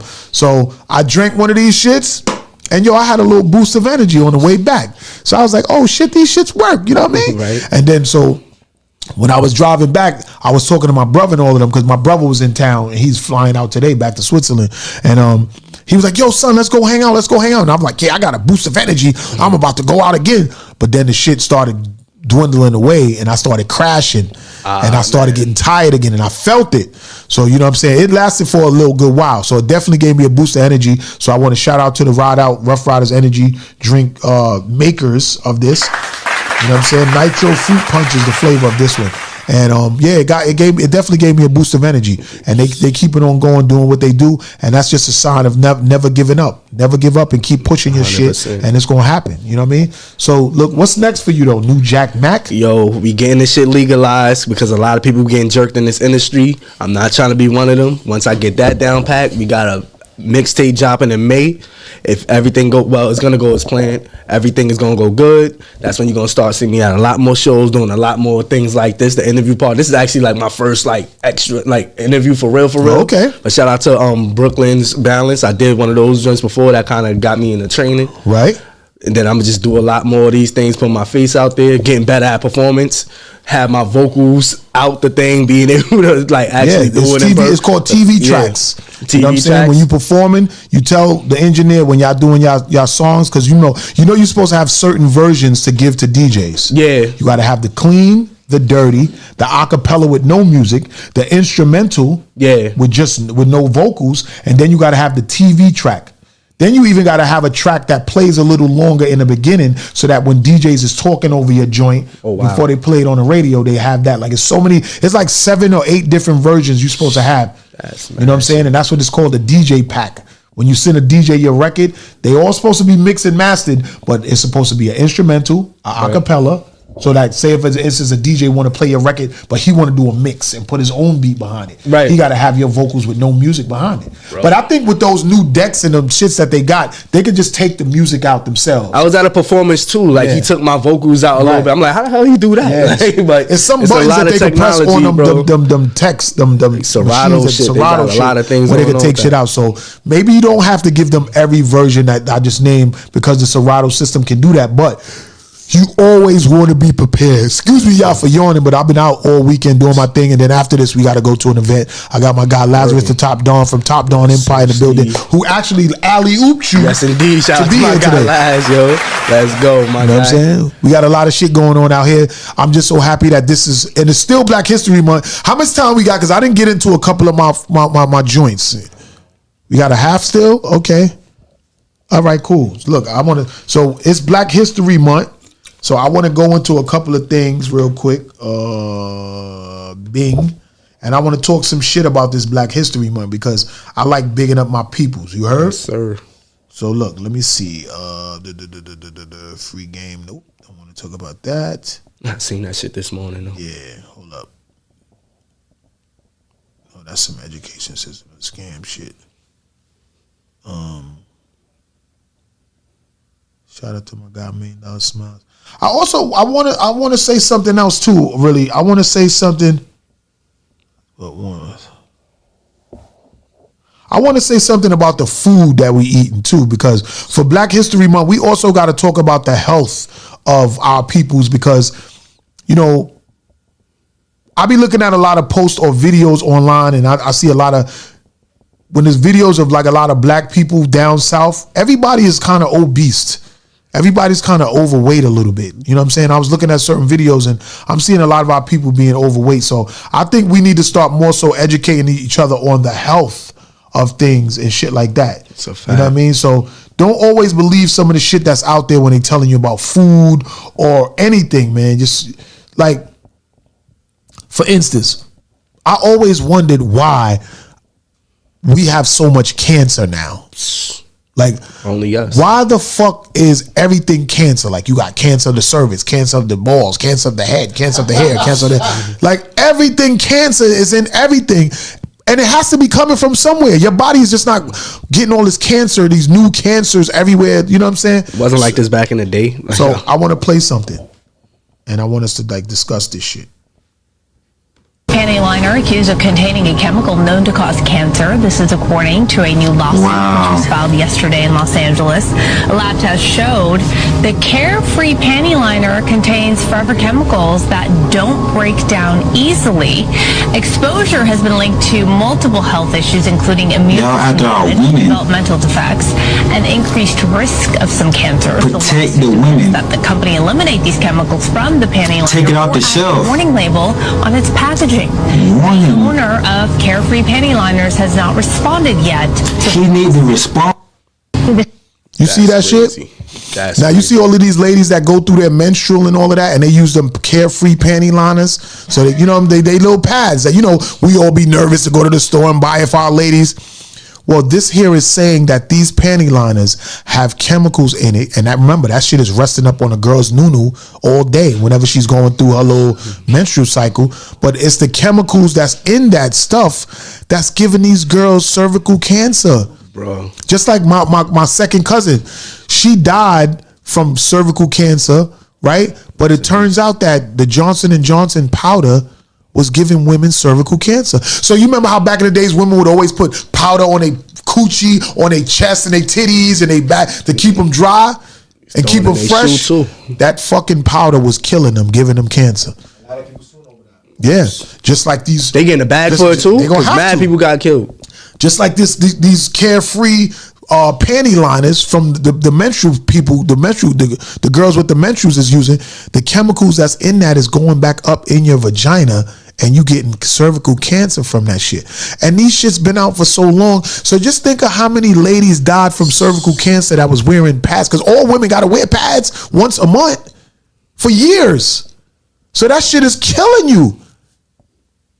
But who would think that shit would be the cause of cancer though? Like, you thinking that shit is just like trying to stop some shit that's going on. Word. And that's the problem. Like, yeah. Just like when people was using the powder all day, thinking that the shit was okay. Nah, that shit was killing them. That shit was seeping in your pore. Your skin is the number one organ. Your skin is all around your body, blocking from your meat under your skin, but that absorbs everything. Why you think when they was testing the whatever chemicals that Diddy had in all them bottles of baby oil, it was some type of horse tranquilizer manipulant shit that he would spray, and if you rub it off because it's baby oil, it seeps in your body, and now they can take full control over you. So anything tell me that shit you got, this, I get to thinking. I'm telling you, bro. Nothing now. Like, I'm telling you, bro. Like any lotion, deodorant, whatever chemical they put in that shit, and you put it on your skin, it perfumes. It all seeps into your body, and it kills you. So one of the things that I wanted to say for Black History Month, we need to be more precautious of the stuff that we doing and the things that we eating. Like with the whole McDonald's and all that shit. That shit is poison, bro. Rest in peace to Biggie's moms too, by the way. I didn't want to go through without saying that. You know what I'm saying? Biggie's mom's died just recently, and I want to send a rest in peace to her. How did she die though? You know, she was old. Natural causes? She was old. She was already in her 70s. I think she was like 70 something. You know what I mean? You know, people die, and that's just what it is. You know what I'm saying? But yeah, rest in peace to Biggie's moms. She definitely ride out for her son for a long time. But again, we're in Black History Month, and I like to have those segments where I talk about shit from Black history. So look, listen to this.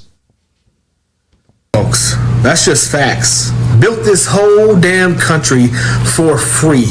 Every brick, every rail, every road laid with blood and sweat that never got a paycheck. And what did they get in return? Chains, whips, red lines, nooses, Jim Crow, COINTELPRO, prisons, knees on necks, bullets in backs. Ain't no other group forced to love a country that hates them like this. That's strength. That's America. 400 years of free labor built the economy.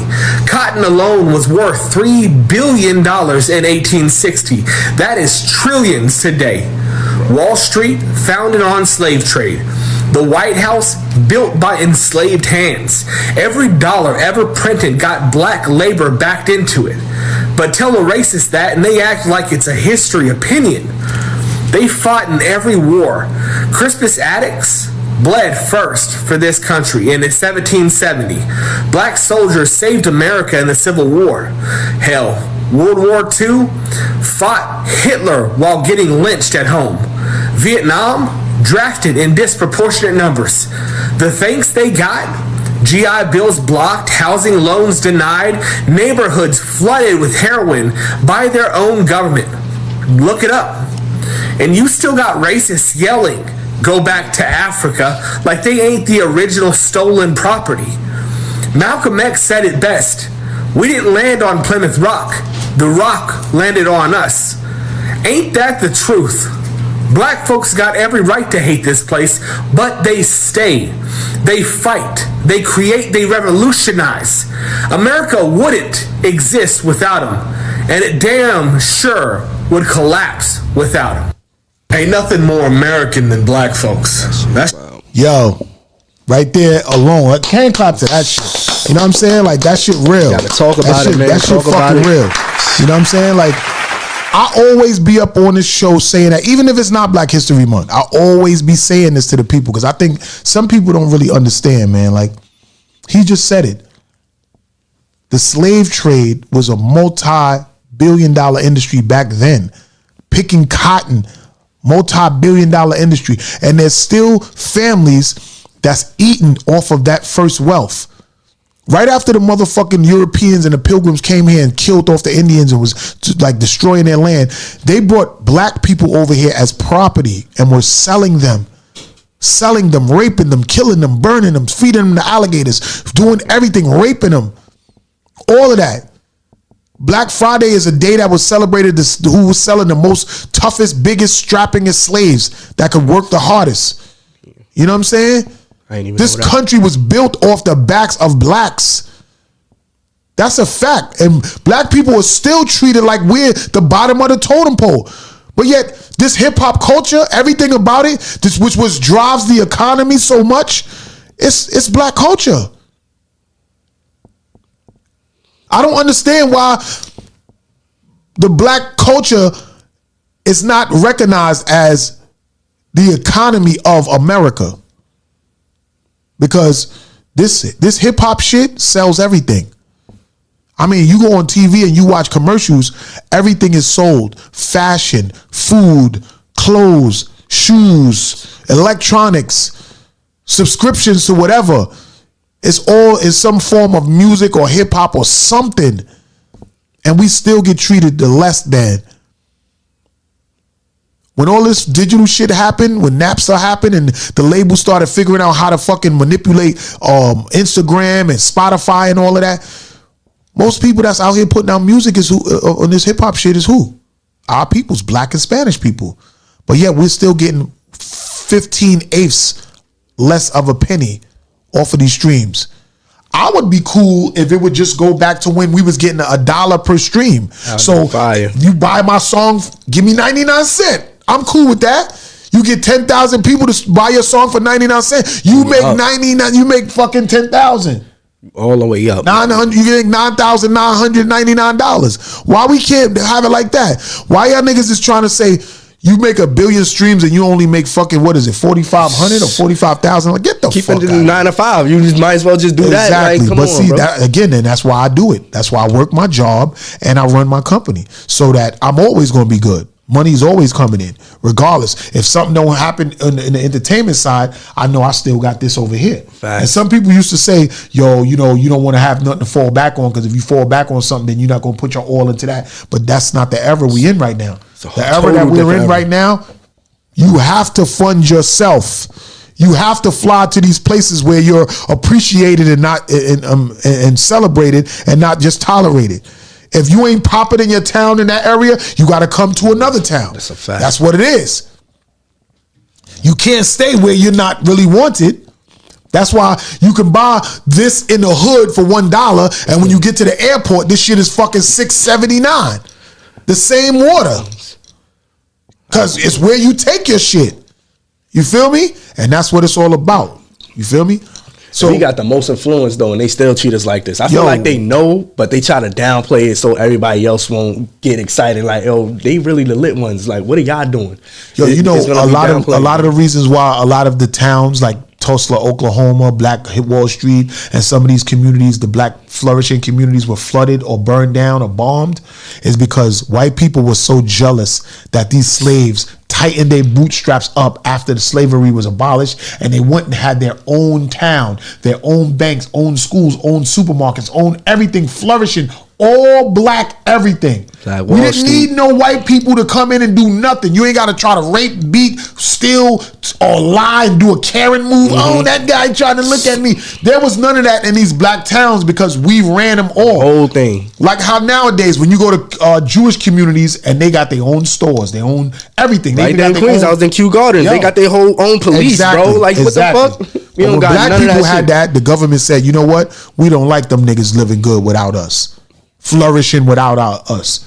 We can't get that free labor from these niggers no more. So they would bomb the whole town and destroy it, or flood the whole town and destroy it.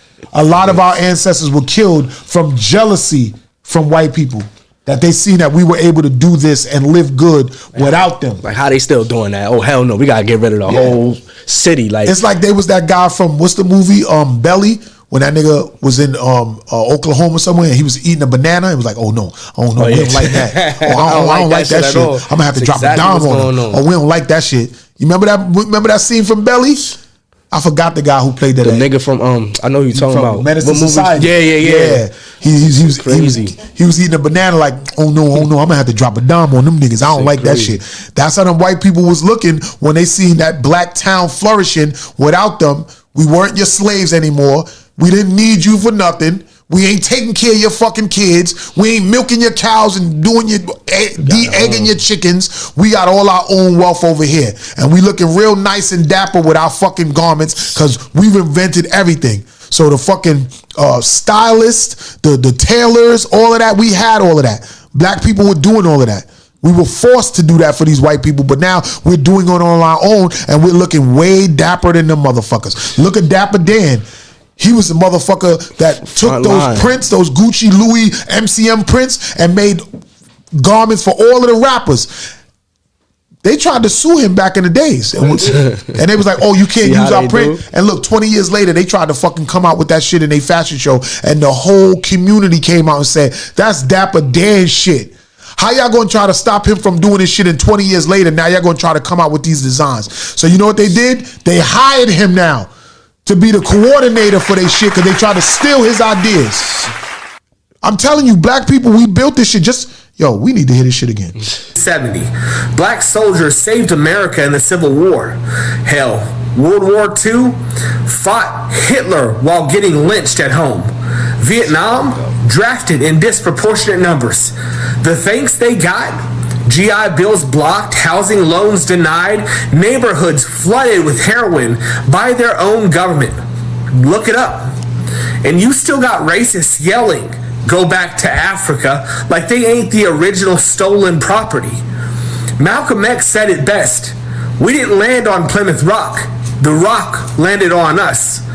That's it, man. Y'all gotta understand, man, like we are fucking true kings, queens, warriors, and empresses out this motherfucker. Like, you know what I mean? You give us fucking the intestines to a pig and we make a delicacy out of it. Like, I never ate that, but I'm pretty sure those fucking, what is it, chitlins or whatever? Them shits is delicacies in certain places. They would throw us anything, the most fucking worst shit possible, and we turn that shit into something. Make you feel what I'm look saying? Good, man. And look at it like Inspiration. this. You from Harlem? Yes, indeed. You see, it was a whole plan to put mad black people inside project apartments and break up the families, right? We talk about this all the time. They're giving the women these fucking project apartments and telling them they can't have men living with them, so they broke up the families, right? Then they would go and tell the white people to go to the banks and get the loans for homes so they could move into like Long Island and the big rural areas and shit like that. But look what that created. Yeah, it created a lot of women feeling like they don't need men. Yeah, it created a lot of kids growing up without their father. But look at how many well-known superstars came out of the projects. Queensbridge alone tells you that shit groomed nothing but superstars. Marcy Projects groomed superstars. You know what I'm saying? Like every rapper talks about they came out the projects. So the whole plan to break up the family and throw families into projects, look at how many talented stars and entrepreneurs came out of the projects. So even their plan to destroy us as a black family, we still turned around and became superstars and sports icons and still on top today. Look at that shit, man. No matter how much they try to stop us and put an obstacle in our way, and put lemons in front of us to eat, we'll still come over them obstacles, persevere, and turn them lemons into lemonade, no matter what they do to us. They can't stand that shit, bro. Hell no. They get infuriated. Like, they really don't. It's jealousy, bro. That's all it is. Everything in their power. They know we the lit ones, but they still trying to, like, downplay shit. And you know what? They want to be like us the whole entire time. Yup. And people shouldn't be ashamed of saying this because they all say, oh, white power. You know what I'm saying? They all want to say that they're so superior, stuff like that. Well, black power, and we love ourselves, and we love our people. And it kind of gets me upset when I hear other black people saying, oh, it's always our own kind. I hate my peoples. I hate my nigga peoples. The fucking niggers. Like, what? Fuck you mean? You hate your kind, you hate your peoples. Like, get the fuck out of here, nigga. Like, you think it's not mad white people that be doing mad foul shit that make other white people don't like white people? Yeah, but you don't hear them saying that shit popularizing it. We already out here killing each other at an enormous, alarming rate. You think white people and Indian people and everybody ain't watching that and happy? They just don't show it on the news like that. If we do something, oh yeah, look what happened here, look what happened here. But if they do something, crickets, bro. They don't even talk about it. And you know what's crazy about that? That it's only like maybe 17 to 20% of black people, right? In the population, right? In America. Most of it is white people. And now it's going to be Latin people. Because now they just let 9 million Latin people in and they all ain't get kicked out. They saying Trump getting rid of all of the people. They still in here engulfed and hidden in certain places selling shit on the highway that you don't know about, and they still living in America. You feel me? So we are the lowest percentage of people in America, but they try to make it seem like all of the crime, all of the fucking poverty, all of the shit that's going wrong is through black people. But yet, the 70% of white people and other nationalities that's out there, where all of they killing and shit at? Why is that not being fucking broadcast and televised? Because we ain't the only ones killing up each other. They shooting schools up and shit. You know what I'm saying? Like, exactly. Not the people doing that. You know what I mean? The white people just shooting up the schools and doing wild shit and eating people and shit like that. Black people ain't doing that shit. But why is it never like televised like that? Because in this country, it's that white privileged. And that's the problem. Just like with the whole Diddy situation. Diddy is in jail for the same shit the fucking white guy from Abercrombie and Fitch got bail for. Matter of fact, the guy from Abercrombie and Fitch was doing it just as long as Diddy was. But he was raping all of the white boy models. I don't even know about this shit. Yo, that shows how crazy it is. Never even heard about it. Used to rock Abercrombie and Fitch. I heard about it. I never rocked it though, but I heard about it. I'm pretty sure it's people in this studio right now that had Abercrombie and Fitch shit before. Well, the guys who own that, the white guys, they had a fucking sex ring going on just like Diddy. For a long time, and it was making all of these boy models come through and giving them the hopes that, oh, you're gonna get a big modeling contract, just like how Diddy was doing that to people saying, oh, they're gonna get a record contract. Well, these white boys was doing that to the models, and they was bringing them and flying them in from different countries and different cities, and they were raping them. They were drugging them and raping them, and they got caught for it, for doing it for 20-something years. And when they went to court, they instantly got bail. And this was after the Diddy shit. After he got bagged. Why Diddy still in jail? They had the military raid in Diddy's crib. Right. You don't even see what happened to them. They just popped up in court. I'm just saying. Why is these white boys from Abercrombie and Fitch that been raping up all of these male models for 20-something years, why they didn't stay in jail and be stuck in jail? It's always some white privilege shit. Now, don't get me wrong. There's white people that I know, that I love, that I got mad love for. They my fam. I grew up with them and shit like that. But yo, the unfairness is so unproportionalized in America, and that shit is spilling over into other countries to where people are coming here and they told, watch out for the blacks, watch out for the blacks. Even though people want to come to this country because they'll see the black culture or the black sports, the black whatever. A lot of people coming here because of the blackness of this country. But you got all these other nationalities telling them, watch out for the blacks, watch out for the blacks. It was a lady I used to work in the airport. Her name was Oxa. I'll never forget her. She was around me and my other manager, and we black. She's like, you know what? You're a real cool guy. I like you and Matthew. When I first got in this country, they told us to watch out for your... She didn't want to say it though. Like, your color people. I'm like, yo, that is crazy, bro. Yo, they still saying that shit. They still saying that shit, yo. And there's so much jealousy and hatred that's going on amongst us. But we such a powerful people that we'll persevere and win. We can win no matter what. Like Khaled said, he's another fucking motherfucker that eats off of this culture, because he's fucking Arabic or something. He ain't black at all. But all I do is win no matter what. That shit is a fact for us, man. No matter how many obstacles or how many times they try to bring us down, we still fucking win. You them chosen ones. They can't do nothing about it to stop it. They know their time is limited though, bro. You know what I'm saying? It's gonna be limited. So I just want to say this to you, New Jack Black.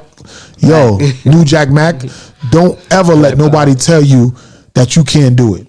your music is fire. Like I'm just telling you right now, your shit fire. So you know what I mean. You got something there. All you got to do is really market yourself correctly and stay grinding, stay being involved with a lot of shit and making it happen for yourself, and you will make it, my nigga. I appreciate what I'm that. saying? The music sounds really, really good, my guy. And you switching it up, doing different things with the singing and you know what I'm saying, the pop music to the rap and the hip hop, and you can really spit and all that. So just keep doing your thing, bro. I really appreciate that you coming in and you giving that type of vibe to the culture and shit like that.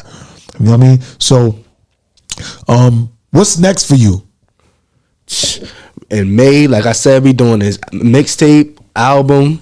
We about to just really start promote. I gotta get the marketing shit right too, bro. Cause like you can be the dopest person in the world. I was listening to Wallow. If you don't know how to market yourself, bro, you're gonna do bad in this business. That's why you working with Top Dog Empire. Yes, indeed. Shout out to my guy. He definitely got me holding me down with that shit, bro. Top Dog Empire gonna get you on a lot of shit, just like you here today. And this is just the beginning because I'm on my lives. It's re-recorded by S Street Media, then it gets rebroadcasted on iHeart and Ruff Ryders and all these different platforms. So, and this is just my show because you got other shows on there like AKA Promotions, with Pacheco Productions and all that. There's so much shit going on in here that it's so much things. When you network, you get on a whole bunch of different platforms and shit like that. And that's what it is. So this is, as long as you align yourself with the right people and you got your budget up where you can make things happen, yo, you gonna make it. You gonna make it because you got the music for it. Yeah, it takes money to make money, and this shit is not cheap. And bro. when you invested in yourself, that's you the better word. not hesitate and be cheap on yourself. Nah, investment is the key word. When you take that girl out, you might want to go to a little restaurant that ain't too expensive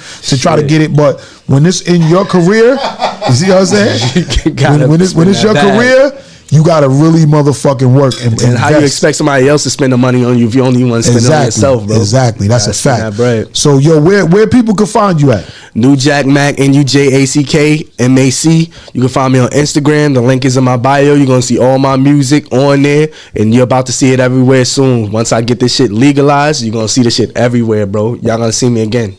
Shout out to my nigga Lazadon again, Harlem in the building. And again, shout out to JR Wright. I'm so mad I forgot your name, bro. I got him on that shit now, boy. I'm tight behind that shit. I'm gonna make some clips and I'm gonna put this shit out and shit. So little opus clips and shit so you can see what it is. But I definitely want to book JR Ryder to an event, or not even just book him, like do an event with him and have him come out and we could, you know what I'm saying, get that shit popping. Yeah, you know JR Ryder is last. What you mean? Yeah, so then you need to contact them so we could do something together. Like I want to start doing events. See, I'm putting my plans out there for the people, but this is my podcast and nobody can stop what I'm doing. So I can say what I want to do, and this is how it's going down. Again, this episode is sponsored by Ride Out Energy Drink from Ruff Ryders. Y'all know what it is. The show's on Ruff Ryders, shit, bro. Exactly, and that other one's yours too. You know what I'm saying? I appreciate it. So, you know what I mean? And don't forget, this Wednesday, February 26th, we're gonna be in Queens at 22702 Linden Boulevard and shit like that. You know what I mean? Moonlight Corner. It's a dope ass performance spot. It's going to be Lucy the Movie soundtrack media mixer, because Lucy the Movie is out right now on lucythemovie.com, and the soundtrack is dropping in April, which is right around the corner.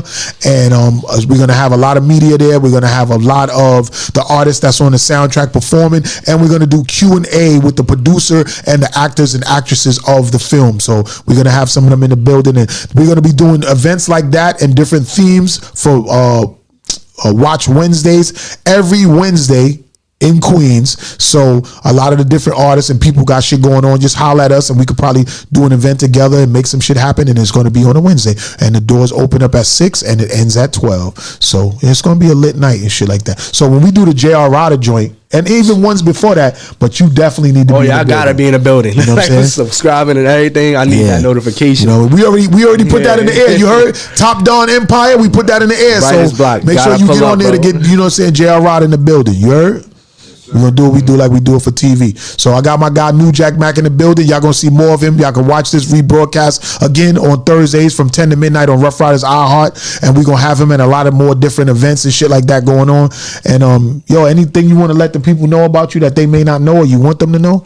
Oh nah, I'm just a nigga that don't stop. Now, I just want to give an inspiration, like we was talking about earlier. Please do not stop. This shit that we do is not easy, bro. The only difference between these other niggas that's celebrities and that made it, they just didn't stop. So whatever you got going on, don't let nothing discourage you. Just keep going, bro. You right there, bro. Right, and the price is going up for sure, for sure.